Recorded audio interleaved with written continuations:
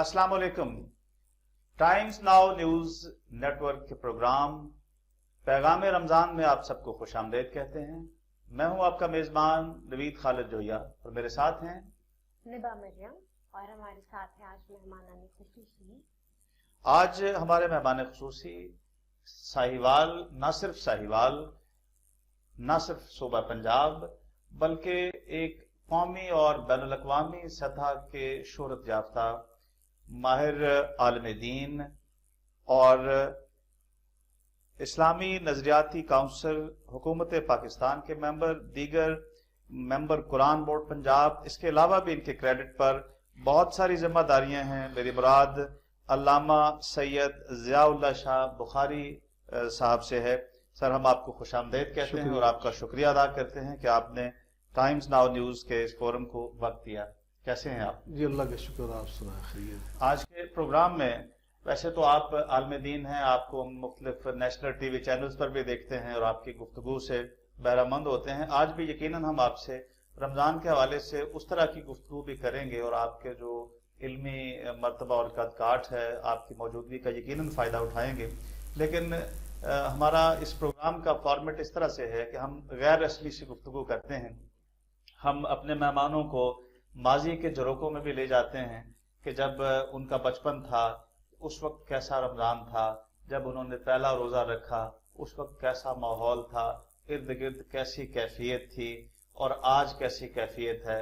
आप इसका मवाजना भी फरमाएं मौलाना साहब, और हमें अपने बचपन की कुछ यादें भी हमारे साथ और हमारे नाजरीन के साथ ताज़ा करें। बिस्मिल्लाहिर्रहमानिर्रहीम। मैं आपके इस नौखेज इदारे के लिए दुआ गो हूँ। अल्लाह इसको कामयाबियों से हम किनार फरमाए और आपको, आपकी पूरी टीम को अल्लाह कौम और मुल्क की खिदमत की तौफीक अता फरमाए और हमें हमेशा हक और हलाल, जायज़ और नाजायज़ के दरमियान जो इम्तियाज़ और फ़र्क अल्लाह ने हमें सिखाया उसको हम हमेशा मलहूज़ रखने की, इंसाफ अदल के रास्ते पे चलने की तौफीक अता फरमाए। तो यकीनन आपने पैगाम रमज़ान की मुनासबत से जो अभी खूबसूरत प्रोग्राम तरतीब दी है और इसमें यकीनन आप मेहमानों को बुलाते रहते हैं इस्तिफ़ादे के लिए, तो ये एक अच्छी कोशिश है और एक अल्लाह की इबादत की, मैं समझता हूँ, बंदगी का एक हिस्सा है। जी बेशक। नशर व इरशाद करना, दीन की बातें लोगों तक पहुँचाना, तो यकीन अल्लाह ने अगर ये कबूल फरमाया तो आपको इसका अजर मिलेगा। तो जहाँ तक ताल्लुक है माह रमज़ान में जो हमारा बचपन गुजरा, आपका बचपन गुजरा, यकीनन वो हर इंसान का जो बचपन है वो एक अच्छी यादें रखता है इस लिहाज से कि माँ बाप की तरबियत होती है, उनका एक माहौल होता है। और अल्हम्दुलिल्लाह मुझे भी अल्लाह ताला ने ये शर्फ और साथ अता की कि मैंने एक ऐसे घराने में आँख खोली कि जहाँ अल्लाह की रहमत और तौफीक के साथ दीन के साथ लगाव था, मजहबी रवायात अल्हम्दुलिल्लाह उसकी पाबंदी की जाती थी। मेरे वालिदैन करीम हैं दोनों, मेरी वालदा इमाम हसन अलैहिस्सलाम की औलाद से हैं और मेरे वालिद गिरामी सैयदना इमाम हुसैन अलैहिस्सलाम की औलाद से थे। तो यकीनन वो एक हमारा घर का जो माहौल था, ख़ानदान का माहौल था, वो एक मजहबी दीनी था। मेरे वालिद साहब आलिम दीन भी थे और उसके साथ साथ बहुत बड़े नामवर तबीब भी थे और एक मुमताज़ खतीब भी थे। तो उस हवाले से अल्हम्दुलिल्लाह मुझे तो सच्ची बात वो याद नहीं पहला रोज़ा मैंने कब रखा, बहुत बचपन में हमने अल्हम्दुलिल्लाह ये प्रैक्टिस की और अल्हम्दुलिल्लाह वो तसलसल चला आ रहा। और ये अल्हम्दुलिल्लाह हर मैंने देखा मुसलमान घर के अंदर ये चीज़ मौजूद है। हमारे उस दौर में जो हमने बचपन में देखा, हमारे दोस्तों अहबाब, हमारे महल्लेदार, मेरे क्लास फेलो, तो यकीनन सब उनके साथ यही हम देखते थे कि वो रोज़ा रखते थे सारे और ये उनके घरों का माहौल था। और अल्हम्दुलिल्लाह अब भी मैं देखता हूँ, जैसे भी आपने इरशाद फरमाया कि मैं मुख्तलिफ कौमी सतह के चैनल्स के ऊपर भी खिदमत के लिए हाजिर होता हूँ, तो वहाँ मैंने कई साल, 8 साल पिछले जो मैंने गुजारे रमज़ान के हवाले से, कि छोटे छोटे बच्चे हमारे साथ आकर उस प्रोग्राम में शरीक होते थे और आकर वो बच्चे पहली इफ्तारी वहाँ हमारे साथ करते थे। तो बहुत छोटे छोटे बच्चे मैं देखता था। तो अल्हम्दुलिल्लाह ये अल्लाह का फजल और करम है और नबी करीम अलैहिस्सलातु वस्सलाम की दुआओं का समर है और आज से हमारी निस्बत जलीला की बरकत है कि वलिल्लाह हम ये मजहबी रवायात और मजहब का, दीन का एहतराम और अपनी बुनियादी इबादात से, अरकान इस्लाम से वाबस्तगी आज भी अल्हम्दुलिल्लाह हमारे मजहबी दीगर हमारे जितने मुसलमान घराने सब के अंदर ये चीज़ें मौजूद हैं। और अल्हम्दुलिल्लाह बड़ी तादाद में मैं देखता हूँ मुसलमान रोज़ा रखते हैं, बच्चे भी ज़ौक़ शौक़ से रखते हैं, बल्कि नाराज़ हो जाते हैं میں کل ہی اپنے بھتیجے کے گھر لاہور میں تھا، تو اس کی چھوٹا بچہ ہے، وہ اس بات پر ضد کر رہا تھا کہ مجھے آپ نے سحری میں اٹھانا ہے، مجھے آپ نے روزہ رکھوانا ہے. تو یقیناً یہ چیزیں الحمدللہ چلتی رہتی ہیں الحمدللہ. ماشاءاللہ. اور یقیناً اس میں والدین کا ایک بہت بڑا کردار ہے، اس گھر کے باسیوں کا، کہ گھر کے بڑے جب روزہ رکھتے ہیں تو بچے تبھی ضد کرتے ہیں.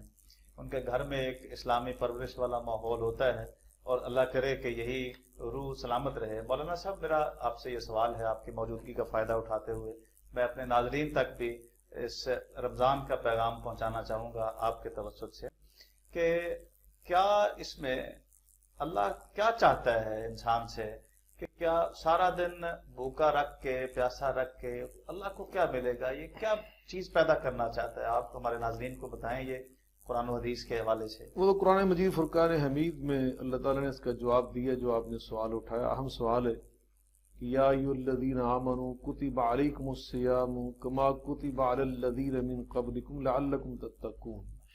ایمان والو، ہم نے تم پر جو روزے فرض کیے ہیں، یہ اللہ کی ایسی پسندیدہ عبادت ہے جو اللہ نے پہلی قوموں کے اوپر، پہلی امتوں کے اوپر، پہلے رسولوں کے اوپر بھی فرض کی تھی. جی. اس کا فلسفہ اور حکمت کیا ہے؟ لعلکم تتقون، تاکہ تم تقوی والے بن جاؤ. تقوی کسے کہتے ہیں؟ الامتثال لأوامر اللہ والاجتناب عما نہی اللہ عنہ، کہ اللہ نے جو احکامات ہمیں دیے ہیں ان پر سر تسلیم میں خم کرو، اور جن چیزوں سے اللہ نے ہمیں منع کر دیا ہے ان سے باز آ جاؤ. اس کا نام ہے تقوی. اگر ہم اس کو بالکل ہی مختصر الفاظ میں بیان کرنا چاہیں سب کو اکٹھا کر کے، تو وہ ہے کہ اللہ کے سچے غلام بن جاؤ. جو آقا مالک میرا اللہ ہم سے چاہتا ہے نا، ہم وہ کریں. جو نہیں چاہتا ہم اس سے باز آ جائیں. یہ اللہ کی غلامی ہے. لعلکم تتقون. اصل میں اللہ ہمیں 12 مہینوں میں ایک مہینہ تربیت کا، ٹریننگ کا دے کر اگلے 11 ماہ کے لیے تیار کرتا ہے. کہ جیسے ابھی ہم نے روزے کی حالت میں کتنی حلال چیزیں ہم نہیں کھاتے، جو ہمارے لیے کھانا حلال ہے، سحری کے ٹائم وہی چیزیں ہم کھاتے ہیں، ابھی افطاری کے بعد ہم وہی چیزیں کھائیں گے، لیکن پورے اس دن میں ہم نہیں کھاتے. نہ ہم وہ پانی پیتے ہیں، نہ ہم مشروب پیتے ہیں، نہ ہم وہ کھانا کھاتے ہیں جو ہمارے لیے بالکل حلال ہے، اور 11 مہینے اگلے پھر ہم کھاتے رہیں گے دن رات. تو وہ اللہ ہمیں حلال چیزوں سے روک کر تیار کر رہا ہے کہ ہم نے اگلے 11 ماہ میں حرام چیزوں سے بچنا ہے. سبحان اللہ. اگر ہم حلال چیزوں سے بچ سکتے ہیں توجہ کرنے سے، کچھ انابت ہی اللہ سے ہماری جڑ جاتی ہے نا روزے کی حالت میں. اب دیکھیں گناہ گار سے گناہ گار مسلمان، وہ بھی روزہ رکھ لے تو کھاتا پیتا نہیں ہے، چھپ کر بھی نہیں کھانا پیتا.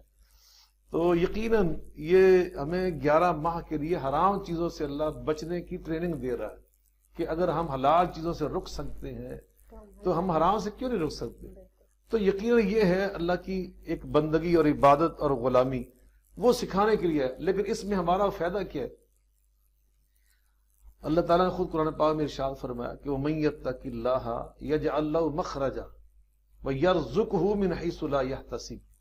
جب بندہ اللہ کا سچا غلام بن جاتا ہے تو زندگی کے سفر میں جہاں انسان کو خوشیاں آتی ہیں، ترقی ملتی ہے، کامیابیاں ملتی ہیں، وہاں بعض اوقات انسان محسوس کرتا ہے میں ناکام ہو گیا ہوں، شکست خوردہ ہو گیا ہوں. وہ اس کی کمر وہ ٹوٹ جاتی ہے مصائب سے اور بوجھ سے. تو اللہ فرماتے ہیں یجعل لہ مخرجا، اگر تم میرے تقوی والے بندے، میرے غلام بن جاؤ نا، تو میں اللہ تم سے وعدہ کر رہا ہوں، میں تمہیں ہر مشکل سے نکلنے کا راستہ عطا کروں گا.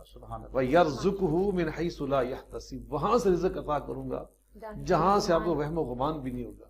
تو یقیناً یہ روزہ ہمارے فائدے کے لیے آیا ہے، لیکن نبی کریم علیہ الصلوۃ والسلام نے فرمایا کہ من لم يدع قول الزور والعمل به فليس لله حاجة في ان يدع طعاما وشرابا. اگر مسلمان روزہ رکھ کر بھی جھوٹ بولنا نہیں چھوڑتا، غیبت کرنا نہیں چھوڑتا، اپنی زبان پہ کنٹرول نہیں کرتا، تو پھر اللہ کو کوئی ضرورت نہیں اس کے بھوکا پیاسا رہنے سے. نہ کھائے، کھاتا پیتا رہے، اس کو کیا ضرورت ہے بھوکا پیاسا رہنے کی، اگر اس نے روزے کے فلسفے کو نہیں سمجھا، اس کی حکمت کو نہیں جانا کہ روزہ ہم سے کیا تقاضا کر رہا ہے. وہ یہ تقاضا کر رہا ہے کہ ہم ان چیزوں سے بچ جائیں، اپنی زبان پہ کنٹرول کریں، اپنی آنکھوں میں حیا پیدا کریں، دل میں تقوی پیدا کریں، اللہ کی غلامی کا ذوق اور شوق پیدا کریں. تو یہ ہے روزہ. اس لیے ہمارے پاس مولانا صاحب جیسے آپ نے فرمایا کہ یہ ایک مہینہ ہے جو ہمیں پورے سال کے باقی مہینوں کے لیے تربیت فراہم کرتا ہے. گویا اس کا یہ پیغام ہے کہ جیسے رمضان میں ہم مساجد کے اندر زیادہ رونق ہوتی ہے، قرآن کے ساتھ ہمارا زیادہ لگاؤ ہوتا ہے، دل ہمارے نرم ہوتے ہیں، نیکی کی طرف ہم زیادہ راغب ہوتے ہیں، تو اسی طرح سے ہم پورا سال ہی اسلام کے قریب رہیں اور اسلام میں پورے کے پورے داخل ہو جائیں. یہی اسلام کا فلسفہ ہے, یہی روزوں کا فلسفہ ہے. تو مولانا صاحب میں آپ سے یہ جاننا چاہوں گا کہ ہمارے معاشرے میں بہت سارے ایسے لوگ ہیں, نادار ہیں, غریب ہیں, تو روزے تو ان کو بھی وہ بھی لوگ رکھتے ہیں. تو ہمارے یہاں پہ جو لوگ کھاتے پیتے ہیں ان کا کیا کردار ہونا چاہیے اس مہینے میں اور باقی جی دیکھیں جویہ صاحب, نبی پاک علیہ الصلوۃ والسلام نے ماہ رمضان کا جب تعارف کروایا نا شعبان کے آخری دنوں میں, جی تو اس میں آپ نے اس مہینے کی کہ کئی اوصاف بیان کیے, کئی اس کے یعنی صفاتی نام بیان جی کیے کہ شہر مبارک, شہر عظیم, شہر یزاد فی رزق المؤمن, جی, اور وہاں فرمایا کہ شہر المواسات, یہ مہینہ ہمدردی کا مہینہ ہے, سبحان دوسروں کے ساتھ ہمدردی کرنے کا مہینہ ہے. اور حقیقتاً آپ نے بڑی اہم بات کی طرف متوجہ کیا ہے کہ ماہ رمضان میں اگر ہم اچھے دسترخوان بچھا کر سحری کھا رہے ہیں, اچھے دسترخوان بچھا کر افطاری کر رہے ہیں, اور ہمارے اپنے ہی عزیز و اقارب بعض اوقات ہمارے رشتہ دار, ہماری ہر فیملی بہنیں, میں ہوتے ہیں لوگ کمزور, ہماری بعض اوقات پھپھو خالہ, اس طرح کے ہمارے جو رشتے ماموں تایا چچا, تو وہ ان کے پاس بعض اوقات حالات ایسے ہو جاتے ہیں کہ وہ کسی قرضے کے نیچے آ جاتے ہیں, کاروبار ان کا خراب ہو جاتا ہے, الحاظ القیاس مشکلات زندگی کا شکار ہو جاتے ہیں. تو ان کا خیال رکھنا, یا ان کے علاوہ بھی جو ہمارے محلے میں ہوتے ہیں, ہمارے ماحول میں ہوتے ہیں, ہمارے چکوک میں, ہمارے دیہاتوں میں, تو ان کا خیال رکھنا. بیوہ ہوتی ہیں ہماری بہنیں, یتیم بچے ہوتے ہیں ہمارے ماحول میں, نادار لوگ ہوتے ہیں, بعض اوقات کوئی بیمار, اتنی بیماری لمبی ہو جاتی کہ سارا گھر کا وہ سارا نظام خراب ہو جاتا ہے. تو ایسے لوگوں کا, ایسے افراد کا ماہ رمضان میں خیال رکھنا کہ وہ اچھی طرح سحری کھا سکیں, اچھی طرح افطاری کر سکیں, ایک بہت بڑا اجر ہے, بہت بڑا ثواب کا کام ہے. نبی کریم علیہ الصلوۃ والسلام کے بارے میں حدیث پاک میں آتا ہے کہ کان رسول اللہ صلی اللہ علیہ وسلم اجود الناس, آپ سارے انسانوں میں سب سے بڑھ کر سخی تھے, لیکن آپ کی سخاوت ماہ رمضان میں من الریح المرسلہ, تیز ترین ہوا سے بھی زیادہ تیز ہو جاتی, کتنی شدت آ جاتی تھی اس کے اندر. تو ہمیں ماہ رمضان میں سب سے پہلے تو اپنے عزیز و اقارب کا خیال کرنا ہے, اپنے والدین کا خیال رکھنا ہے. نبی پاک علیہ الصلوۃ والسلام نے فرمایا کہ من احب ان یبسط له فی رزقہ وینسل له فی اثرہ فلیصل رحمہ, جو یہ چاہتا ہے میری عمر لمبی ہو جائے, میرے کاروبار میں رزق میں اضافہ ہو جائے, اس کو صلہ رحمی کرنی چاہیے, اپنے رشتہ داروں کے ساتھ حسن سلوک کیجیے ماہ رمضان میں. آقا فرماتے ہیں صدقۃ علی المسکین صدقہ وعلی القریب سنتان, صدقۃ وصلۃ, عام مسکین کو, عام کسی سفید پوش غریب, کسی محتاج سائل کو آپ تعاون کریں گے تو اس کا ایک اجر ہے صدقے کا, اللہ کی راہ میں خرچ کرنے کا. اگر کسی قریبی رشتہ دار کو آپ تعاون کریں گے تو ڈبل صدقہ کرنے کا بھی اور صلہ رحمی کرنے کا بھی. لیکن یہاں ایک بات واضح کر دوں کہ بعض اوقات ہم رشتہ داروں سے اس نے سلوک کرتے ہیں, صلہ رحمی کرتے ہیں, پھر بعد میں احسان جتلاتے ہیں. خواتین میں خاص طور مریم بیٹی بیٹھی ہے, مریم نام آپ کا بتایا آپ نے, مریم بیٹی بیٹھی ہے, تو خواتین میں معذرت کے ساتھ یہ زیادہ یہ چیز پائی جاتی ہے کہ بعد وہ تانے دیتی ہیں ایک دوسرے کو, نند ہوتی ہے, بابا, اس طرح کے رشتے جیسے ہوتے ہیں. تو میرے عزیزوں, قرآن پاک میں اللہ فرماتے ہیں وَلَا تُبْطِلُوا صَدَقَاتِكُمْ بِالْمَنِّ وَالْأَذَىٰ, احسان جتلانے سے, کسی کا دل توڑنے سے صدقہ برباد ہو جاتا ہے, نیکی برباد ہو جاتی ہے, اللہ کے ہاں قبول نہیں ہوتی. اس لیے کسی کی دل آزاری نہ کرے. دوسری بات یہ بھی بتانے کی ضرورت نہیں ہوتی کہ میں آپ کو صدقہ دے رہا ہوں, میں آپ کو زکوٰۃ دے رہا ہوں, یہ آپ کی نیت اللہ کے ساتھ. آپ انہیں عزیزوں کو, اپنے رشتہ داروں کو آپ گفٹ کے نام پہ بھی دے سکتے ہیں, لیکن خاص طور پہ جو بہنیں ہوتی ہیں نا مریم بیٹا, ان کے ساتھ تو ہمیں ان چیزوں سے بالا تر ہو کر تعاون کرنا چاہیے. صدقے کی بات کیا ہے, صدقہ اس طرح کرنا چاہیے کہ ایک ہاتھ سے اگر دے تو دوسرے ہاتھ کو بھی خبر نہیں ہو. یہ حدیث پاک نبی صلی اللہ علیہ وسلم فرمایا کہ سبعۃ یظلھم اللہ فی ظلہ یوم لا ظل الا ظلہ, کہ قیامت کے دن اللہ کے عرش عظیم کے سائے میں صرف 7 قسم کے لوگ بیٹھیں گے. ان میں آپ نے فرمایا کہ وہ آدمی اللہ کے عرش عظیم کے سائے میں حشر کے میدان میں بیٹھے گا کہ جس نے صدقہ دیا اور اتنا چھپا کر دیا کہ لا تعلم یمینہ لا تعلم شمالہ ما تنفق یمینہ, بائیں ہاتھ کو علم نہیں ہوگا کہ دائیں نے کیا دے دیا. وہ گنتی بھی نہیں کرتے بعض اوقات نا. نبی پاک فرمایا کہ بغیر حساب کے اللہ کی راہ میں دیا کرو، پھر اللہ بغیر حساب اس کا اجر دیتا ہے. سبحان اللہ. سبحان اللہ. تو آپ دیکھیں، آپ مجھے یہ بتائیں کہ آپ کے بچپن کے رمضان، کیونکہ زمانہ آگے جدید ترین ہوتا جا رہا ہے، تو آپ کو کیا لگتا ہے کہ پرانے وقت کے رمضان آج سے 10 سال پہلے اور آج کے رمضان میں کیا فرق ہے؟ مریم بیٹا کچھ فرق بھی نہیں ہے. میں سمجھتا ہوں کہ ہر دور کے تقاضے ذرا مختلف ہوتے ہیں، بدل جاتے ہیں، چیزیں بدل جاتی ہیں، لیکن حقائق معارف وہی رہتے ہیں، بنیادیں وہی رہتی ہیں، اساس وہی رہتی ہے، جذبے وہی رہتے ہیں. اس دور میں بھی الحمدللہ یہی ہم کھانے کھاتے تھے، یہ چیزیں ہم کھاتے تھے، اور ہمارے گھروں کے اندر الحمدللہ پہلے بھی دین کی محبت موجود تھی، آج بھی کم نہیں. آپ یقین بالکل ایسے، میں کل بھی ایک میرا بڑے ٹی وی پروگرام تھا، تو وہاں ساحر لودھی صاحب ہمارے اینکر تھے، تو میں نے وہاں بھی یہ بات کہی کہ الحمدللہ پاکستان کے اندر جہاں ہم رہتے ہیں نا، صرف شاری شر نہیں ہے کہ ہم ایک نیگیٹو چیز پیش کریں، یہاں خیر بہت ہے، پروجیکشن، لیکن یہاں خیر بہت زیادہ ہے. خیر بہت ہے ہمارے پاکستان میں، ہمارے وطن عزیز میں، ہمارے اس دیش میں الحمدللہ آج بھی دین کی بے پناہ محبت ہے، بے شک بے شک. دین سے بے پناہ لگاؤ موجود ہے.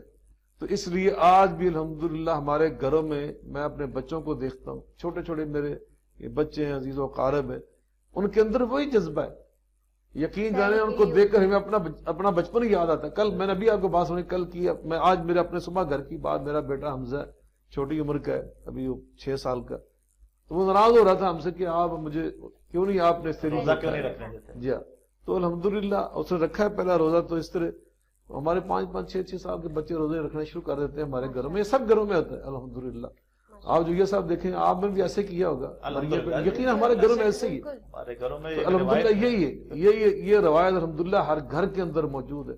سوائے چند ایسے افراد ہوں گے بدقسمت کہ جن کے دلوں پہ مہر لگی ہو، اور وہ ہر دور میں ہر جگہ پہ ہوتے، ہر علاقے میں ہر ماحول میں ہوتے، تو ان کی بنیاد پر فیصلے نہیں ہوتے، فیصلے خیر کے اکثریت کی بنیاد پہ ہوتے ہیں.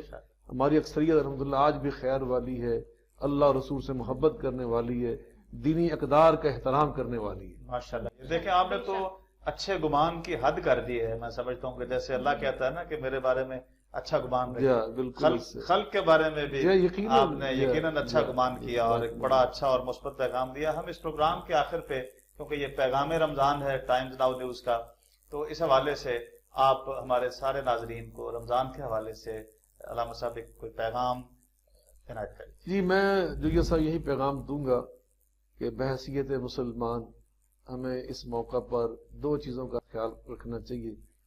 ہم جس ماحول سے، جس دور سے گزر رہے ہیں نا، اس میں وطن عزیز پاکستان کا استحکام، اس کی سالمیت، اس کے لیے ہمیں اپنی ذمہ داریوں کے ساتھ سے ادراک کرنا چاہیے.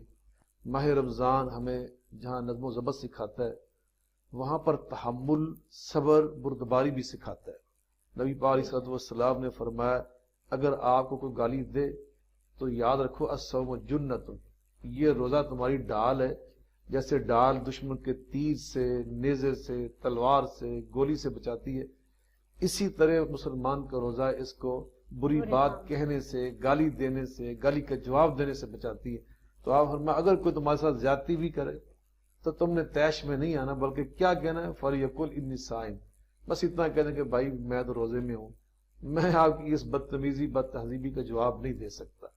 تو ہمیں اس موقع پر اس بات کو سمجھنا ہے کہ یہ ہمیں یہ سکھانے آیا. آج ہمارے اندر جو انتشار پیدا ہوا نا، وہ ہماری زبانوں کے بے لغام ہونے سے آیا.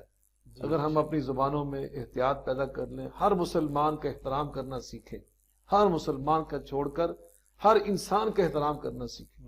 ہمارے ماحول میں صرف مسلمان ہی نہیں بستے، ہماری اس ریاست میں ریاست مدینہ کی طرح، جیسے آقا علیہ الصلوۃ والسلام کی ریاست مدینہ میں نجران کے کرسچن آباد تھے، خیبر کے یہودی آباد تھے، اور کچھ مشرک قبائل بھی آپ کی ریاست کے ساتھ منسلک تھے. تو اسی طرح ہمارے ملک کے اندر بھی اس وقت الحمدللہ جہاں مسلمان ہیں وہاں کرسچن بھی موجود ہے، ہندو موجود ہے، سکھ موجود ہے، کچھ تعداد پارسیوں کی موجود ہے، ایک یہودی پاکستان میں نے سنا ہے وہ بھی رہتا ہے. تو یہ صورتحال جو ہے نا ہماری ریاست کی، اس میں ہم نے ہر ایک کا احترام کرنا ہے، ہر ایک کے لیے اچھا جذبہ اپنے اندر پیدا کرنا ہے. وَمَا أَرْسَلْنَاكَ إِلَّا رَحْمَةً لِلْعَالَمِينَ، میرے آقا علیہ السلام کو اللہ پاک نے رحمت للعالمین بنا کر بھیجا. ہم ان کے امتی ہیں، ہم نے وہ عالمگیر رحمت وہ ساری دنیا کو بانٹنی ہے، تو اس لیے ہمارا طرز عمل ایسا ہو کہ ہم اپنے اوپر میں سمجھتا ہوں کنٹرول کرنا سیکھیں. آقا فرماتے کہ اصل طاقتور وہ نہیں ہے جس کو غصہ آ جائے وہ بے قابو ہو جائے اور لوگ گریبان پکڑتا پھرے. اصل طاقت قوت والا بندہ وہ ہوتا ہے الذی یملک نفسہ عند الغضب، جس کو غضب آ جائے، غصہ آ جائے، وہ اپنے آپ پہ قابو پا لے. والکاظمین الغیظ والعافین عن الناس واللہ یحب المحسنین، غصے کو پی جانے والے، دوسروں کی زیادتیاں معاف کر دینے والے، یہ وہ لوگ ہیں جن کو اللہ محسن سمجھتا ہے اور ان سے اللہ محبت کرتا ہے. محسن کہتے ہیں اس بندے کو جو وہ عمل کرے جس کے اندر حسن ہو، جس کے اندر خوبصورتی ہو. اور حسن کس میں ہوتا ہے؟ الرفق کو، میرا آقا علیہ السلام فرماتے الرفق کو لا یکون فی شیء الا زانہ ولا ینزع من شیء الا شانہ. جس عمل میں نرمی ہوگی، تحمل ہوگا، زبان کی مٹھاس ہوگی، دل کی ہمدردی ہوگی، وہ اللہ کے ہاں خوبصورت ہوگا، حسن والا عمل ہوگا. اور جس سے یہ چیزیں نکل جائیں وہ بدصورت ہوتا ہے. تو میں اپنے تمام ناظرین کو یہی پیغام دینا چاہتا ہوں کہ ماہ رمضان میں ان اعمال کی عادت ڈالیے جن اعمال میں حسن ہوتا ہے، خوبصورتی ہوتی ہے. سبحان اللہ. مولانا صاحب نے کیا خوب پیغام دیا ہے.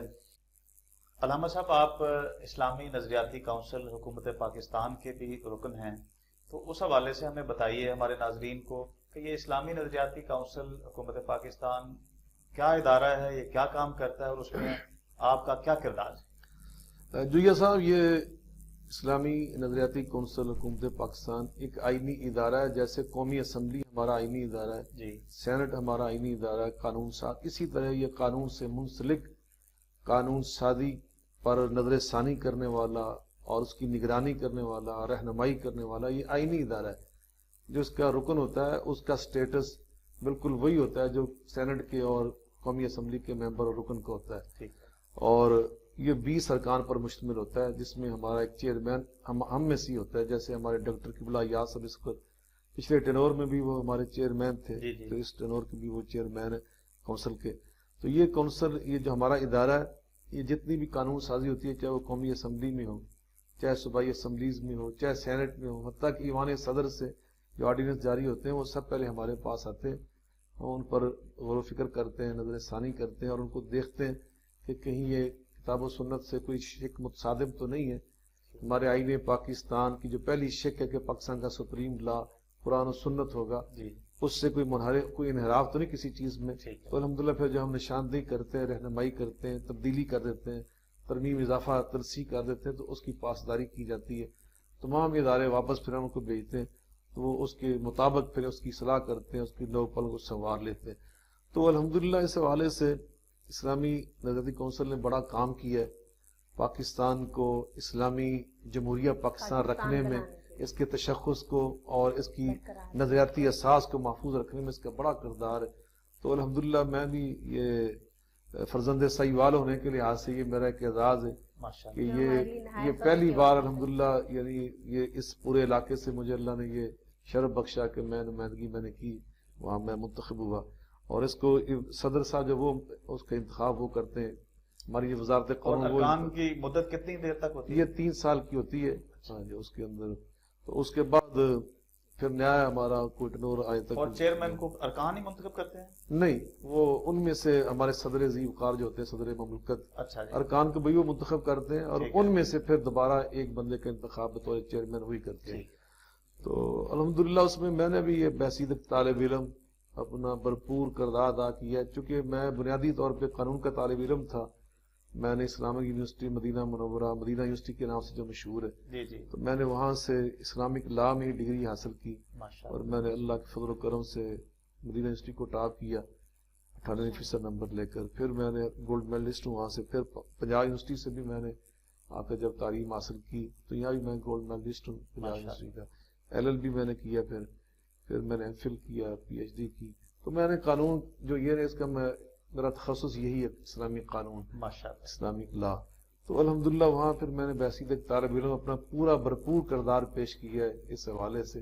تو چونکہ ہمارا وہ سارا کچھ ریکارڈ ہوتا ہے تو انشاءاللہ جو تاریخ میں طالب علم آئے گا تو دیکھے گا کہ انشاءاللہ آپ کے بھائی نے اس میں اپنا حصہ پورا ڈالا ہے. اسلامی نظریاتی کونسل تو گویا پاکستان کے جو حکمران ہیں ان کے ऊपर एक चेक है, इस्लामिक चेक मैं समझता हूँ कि कोई ऐसा कानून वो नहीं बना सकते हैं जो कुरान और सुन्नत से मुतसादिम हो, यानी वो आप उसको देखते हैं।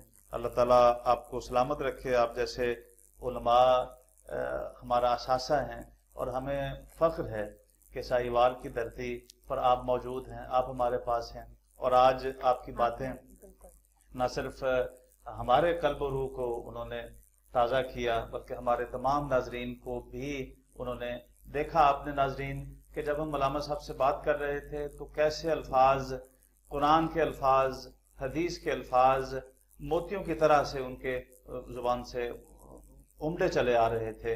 गोया एक बहाव था, एक रवानी थी, एक जौलानी थी जो हमें नजर आ रही थी। इसके पीछे इल्म का एक वसी खजाना मौजूद है। अल्लाह ताला ऐसी हस्तियों का साया हमारे सब पर सलामत रखे। और हमारे लिए निहायत एजाज की बात है कि आज आपने अपने मसरूफ स्केड्यूल में से हमारे लिए वक्त निकाला और हमें शर्फ बख्शा और हमारे नाज़रीन को शर्फ बख्शा कि हम आपकी महसूस गुफ्तगू का हिस्सा बने और हम आपसे कुछ सीख सकें। और आपका पैगाम हमारे लिए निहायत अहम है और मैं उम्मीद करती हूँ कि हमारी तरह हमारे नाज़रीन भी बहुत ज़्यादा खुश होंगे आपके पैगाम से, और हम कोशिश करेंगे कि इस पे अमल पैरा भी हो। और मेरे ख्याल से जी, इसी के साथ हम अपने नाजरीन से इजाजत चाहते हैं। कल फिर इंशाअल्लाह रमजान ट्रांसमिशन के साथ मिलेंगे। अल्लाह हाफ़िज़ व नासिर।